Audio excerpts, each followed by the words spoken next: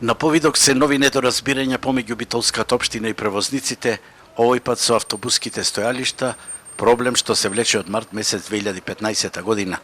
Тогашната локална власт воведе јавна давачка со наплата од застанување на автобусите, во прва зона 3 денари, во втора 2 денари и во селата по 1 денар. Меѓутоа, заради изработка на постројките, на превозниците им било понудено да партиципираат половина од обврските.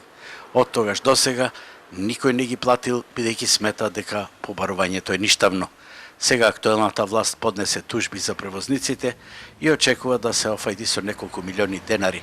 Адвокатите на превозниците сметаат дека одлуката од 2015 година е неуставна, зашто просторот е општо добро за кое се бара давачка на јавна површина, јавно стојалиште, во кое општината нема законски основ, а превозниците плаќаат на државата за користење на улиците при регистрација на возилата. Автобуските стојалишта во Битола ќе бидат уште едно јаболко на раздорот помеѓу општината и градските превозници. Евидентно е дека ќе предстои уште еден мачен судски процес и покрај се друго досега е сосема неизвесен исход. Како ќе постапи основниот суд во Битола, каде што се бара ништавност, допрва ќе видиме, меѓутоа превозниците велат дека ако треба овој случај ќе заврши на уставен суд.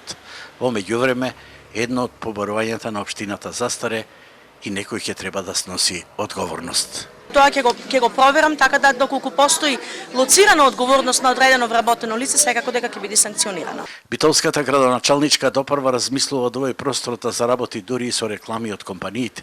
Меѓутоа, по двегодишниот рашамон со јавниот и училишниот превоз, каде се појавија и прапотопните автобуси на Шилегов, случајот транспортер на специјалното јавно обвинителство со 20 инволвирани лица, во кој Кацарска има одржано 20 рочишта, 7 одложени и уште 10 закажани за наредните месеци, каде општината се појавува со штетно побарување, допрва атмосферата ќе се вжештува, дали со сила на законот или со закон на силата.